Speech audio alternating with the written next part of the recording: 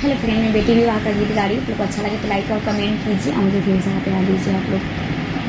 सूतल लगे बेटी पापा के महलिया, सूतल लगे बेटी चाचा के महलिया, जाके निनिया टूटे अनजानो गान गड़िया, जाके निनिया टूटे अनजानो गाँव नगरिया, झाँकी झुकी मारली नैहर परिवारवा, झाँकी झुकी मारली नैहर परिवारवा, कोई नाही लौका ले नैहर परिवारवा, कोई नाही लौका ले नैहर परिवारवा, घोड़ावा चढ़ल जाथिन भैया ए अनजानु भैया, घोड़ावा चढ़ल जाथिन भैया ए अनजानु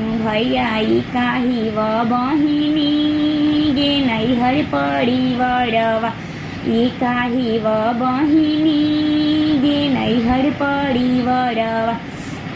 कैसा लगा आप लोग को? अच्छा लगे तो लाइक कमेंट जरूर कीजिएगा, मुझे ढेर सारा प्यार दीजिए। मेरे गीत को आप लोग पूरा सुनिए।